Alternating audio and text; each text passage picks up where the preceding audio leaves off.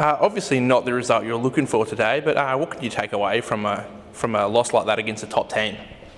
I think it's shown the boys that when we follow a process and play to our maximum, that we can actually match it with them.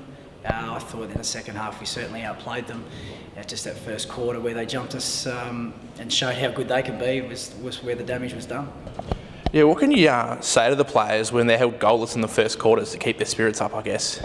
Yeah, well, that's probably the biggest focus we had coming up here. We've had some big defeats the last 3 games, and it was important for our boys to get a good start because when you've had defeats like that, it can really jolt the memory into play when the opposition kicks 6 or 7 straight early. We probably give them a little bit of a raspberry at quarter time, and they actually responded. They responded really well. They played the brand of footy that we've put into them all pre-season. It's just a shame that we had the start we wanted because that was one of our biggest focuses. Ryan Wiggins looked strong in the forward line. Who else did you assess as the better players today? Phil Bell-Chambers and Nat Franklin were certainly really good in the middle. We didn't want to tag the coach to start off with from North Launceston because he can be so damaging, but he got way too much of the ball in the first quarter, and we sent one of our previous captains, Alex Heavey, to him, and Heaps did a really good job on him, probably frustrated him a lot and took him out of the game. Leo Harrison did a really good job on Ponting, but they just had a lot of numbers that were winners early on, which probably proved the difference. At half-time, when you're almost 40 points down, and then to come back in the third quarter to be only 17 points down, what was said to keep everyone positive at half-time, I suppose, and bounce back?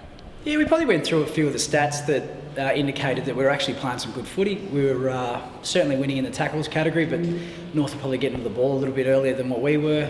Inside 50s were probably about the same. We were winning the clearances around the ground. So we're certainly having a lot of opportunities going forward. It was probably just our mistakes that were hurting us, and it was the way North were rebounding that we had to try and shut down. So we went a little bit man-on-man after that, and that probably started to play into our favour. This was Haveia's first game in the seniors this year. How do you assess his game, and where does he stand with the club going forward? Yeah, look, there was a bit of... Toe didn't know what he wanted to do over the summer. He was looking to go back and play in a local league with the arrival of a new bub. We sort of talked him into staying.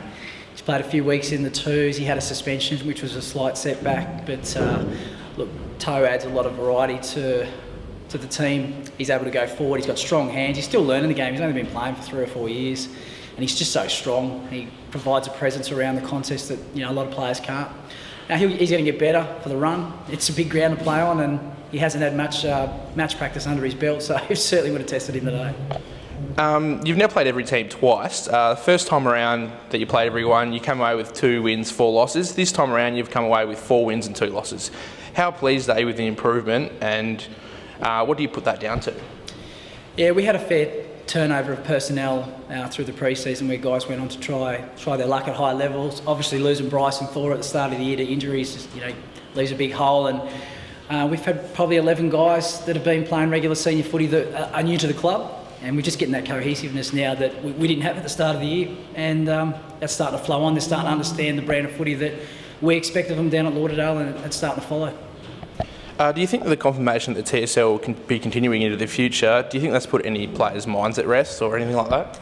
Yeah, look, we don't really talk about it at the club. I'd imagine it would be on some of the players' minds what's going to happen next year, and I know a few of the boys have already been approached by regional leagues. Well, if it falls over, what are you going to do next year? So it probably does add a lot of stability to them. I think it's a great thing that it's happened. You certainly saw the game today was a fair spectacle. Probably wasn't up until quarter time, but the patrons would have got their money's worth after that. And that's the type of football we want to see in the state. It's good to see it progressing. And lastly, any injuries to take away from today's game? No, I think we were pretty lucky at the moment. I think Alex Hill might have had a slight hamstring strain in the third quarter, but he got through the game, so we'll just monitor that through the week. Another win on the board. What do you take away from a win like that, where the team just keeps pressing and pressing and pressing and sort of doesn't give up?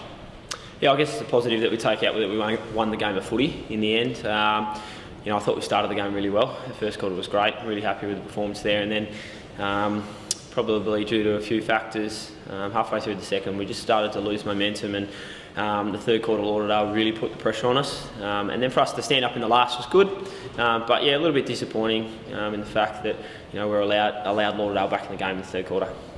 I thought earlier in the game, Sharon Egger really broke the lines and really opened the game up a lot, as well as yourself and Bo Sharman also having a lot of touches. Who did you assess as the best players today? Yeah, Bo was probably up there. He probably played his best game for the club. I thought Connor Young coming back in from injury, back six was quite good also. And I think Josh Ponting worked pretty hard all day on the ball. Ended up getting a tag there early, so he worked through that, and I thought he was pretty good. You're now in a strong position coming into finals. When does that start to come into the minds of players and coaches, and when do you start planning for them?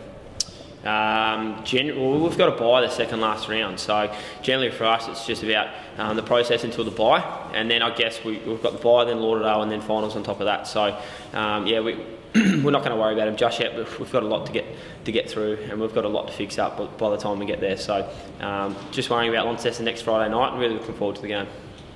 If I'm correct, this was Bart McCulloch's first game back after injuring himself. Correct. Yep. He looked quite good, kicked 3 goals. How did you assess his game and his return to? Yeah, I thought he was pretty lively, Bart. I thought he played his role quite well. We ended up going in the ruck, which is probably something that we didn't really want to do with him today. We just kind of wanted him back in the side up forward. He ended up playing a bit in the ruck, which I thought he was good as well. So yeah, positive from him. He's been out for nearly 6 weeks now, so yeah, good. How much did that last goal of the last quarter mean to the players? It looked like it really put momentum in your favour and sort of put Lauderdale on the back foot a bit. What? Sorry, the last goal. Last quarter. We probably broke it open a little bit. It was in their forward half for a little bit, and then we were able to get some free ball and good ball movement to get it around and kick a goal. I mean, any goal in the last quarter, especially with 20 points up, probably puts it 4 or 5 goals, and it's probably out of reach then. So, it was a positive bit of play, I suppose. When will we see Tom Couch next? Unsure. And does the news that TSL is continuing into the future affect the players at all, anything like that? No, I don't think so. No, it's great that it's continuing and really wrapped for the opportunity for the boys to play again next year. A bit of stability for the group, but as players, we've got no involvement. It's above our heads, so yeah, we don't really delve in it. Jake Pearce looked to have finished the game early. Was there any other injuries, and how's he tracking from that injury? Yeah, so Jake's is PCL, so the back of the knee. So he'll go and get a scan. He's heading up to the hospital now just to get checked out, and then probably get one earlier in the week, which is disappointing. PCL is probably not as bad as a medial or an ACL, but we've got to get it checked out first and foremost. Other than that, no, we got through the game pretty well. A few tired boys coming off the bye, but other than that, yeah, pretty good. The Development League had a strong win, and there's been a lot of players coming up through the Development League this year playing in the seniors. Is anyone we can see in the future that might possibly be getting a senior game? Yeah, well, we threw, Casey Curtis went back today, Lachlan Young went back today, Cody Lowe also. We've brought Tommy Foon into today and Carlton Wadley, which is, they're playing some really good Mercury Cup DL footy, which is great to see. We also got our 16s back today from the 16 state program, which has probably lifted the group a little bit. He's got some quality young players in there. We've probably got a squad of 30 to 35 that we can choose from. But in saying that, we've made three or four changes each week. We really want to get some consistency in our game and consistency in our team moving forward. So hopefully we don't have to change our side too much, but there might be a couple of changes forced this week.